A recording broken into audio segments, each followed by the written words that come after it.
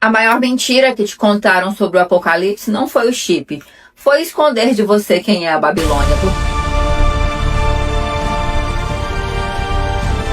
Quem é a Babilônia? Porque enquanto você foi treinado para ter medo de um microchip, vacina e código de barras, o texto estava denunciando uma coisa muito mais perigosa: a aliança entre religião, luxo e poder. Você foi ensinado a temer a marca da besta, mas quase ninguém te ensinou a reconhecer a Babilônia. E isso é grave, porque a marca é controle, mas a Babilônia é sedução. E não aparece primeiro como monstro, ela aparece bonita, ela aparece rica, ela aparece poderosa, ela aparece vestida de ouro, cercada de luxo, ela aparece sentada ao lado de reis, ela aparece misturada com fé, comércio e com política.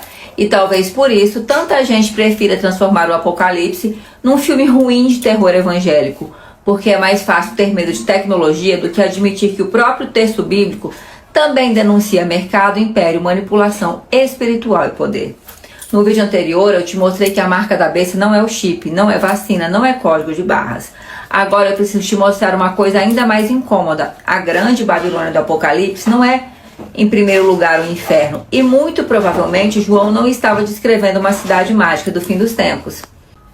Ele estava denunciando um sistema. Quando você chega em Apocalipse, capítulo 17 e 18, João descreve uma mulher, não um monstro, uma mulher poderosa, vestida de púrpura e escarlate, coberta de ouro, pedras preciosas e pérolas, com um cálice na mão, sentada sobre muitas águas, sentada sobre a besta, embriagando as nações, se prostituindo com os reis da terra. Agora preste atenção nisso, preste muita atenção. João não apresenta a Babilônia primeiro como uma criatura grotesca. João apresenta a Babilônia como uma estrutura sedutora.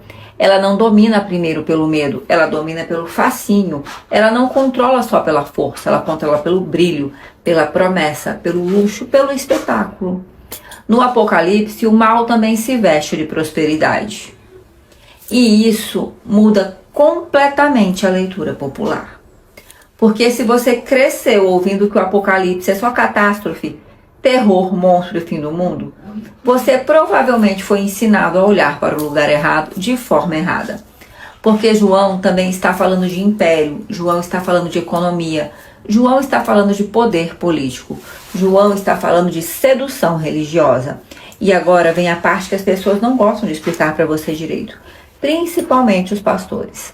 Quando João chama essa mulher de Babilônia, ele provavelmente não está falando da antiga Babilônia literal, como se ela fosse reaparecer magicamente. No imaginário judaico, a Babilônia já era um símbolo antigo de opressão, exílio e humilhação. Foi o império que destruiu Jerusalém. Foi o império que virou memória coletiva e trauma. Então, quando um autor judeu ou cristão do primeiro século usa a palavra Babilônia, ele não está falando de geografia. Ele está usando uma linguagem simbólica de resistência. E no tempo em que o Apocalipse é escrito, o império que dominava o mundo não era a velha Babilônia, era Roma.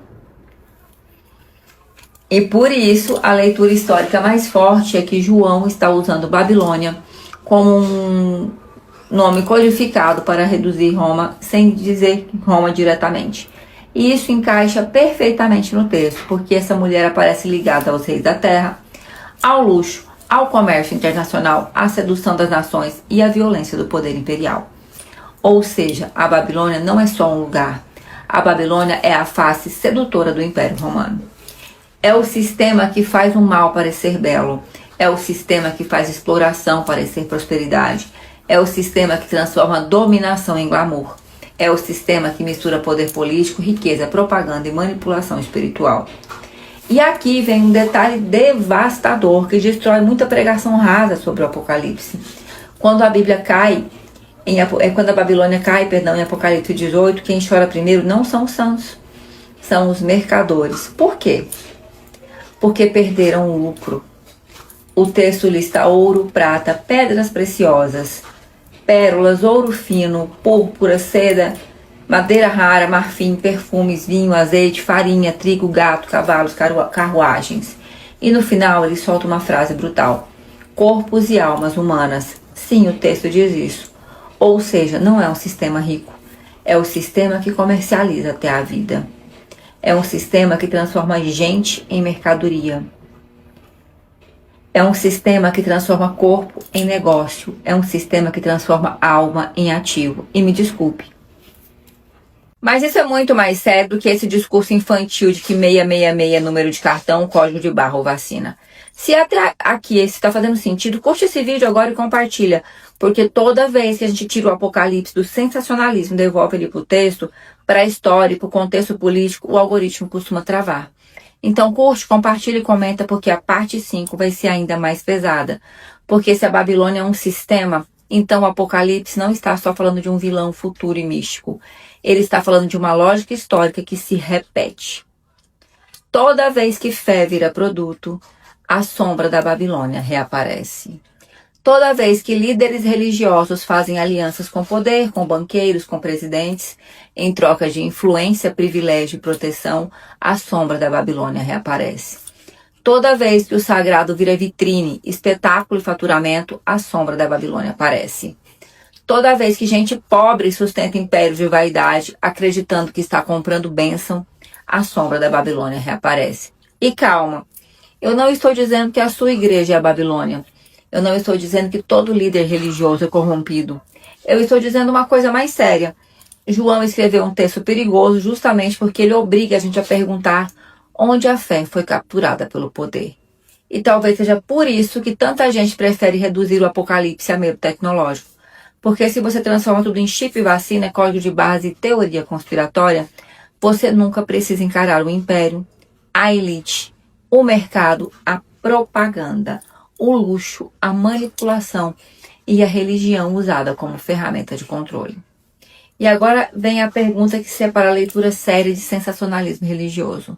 Se a Babilônia do Apocalipse não é só uma cidade futura, e se ela também representa um sistema de sedução, comércio, poder e manipulação espiritual, então será que ela morreu com Roma? Ou será que ela trocou de roupa? Porque Roma caiu, mas a lógica imperial não morreu. Mudaram os palácios, mudaram os nomes, mudaram as bandeiras, mudaram os púlpitos, mudaram os símbolos, mas a estrutura continua aparecendo. Quando a fé vira mercadoria, quando a verdade vira espetáculo, quando o altar faz negócio, e principalmente com o trono, quando o povo sustenta luxo em nome de promessa, a Babilônia continua viva. E talvez a pergunta mais incômoda do Apocalipse não seja quem é o anticristo. A pergunta mais incômoda talvez seja quem ainda está bebendo do cálice da Babilônia, achando que está servindo a Deus. Se você quer a parte 5, comenta exatamente assim: a Babilônia continua viva.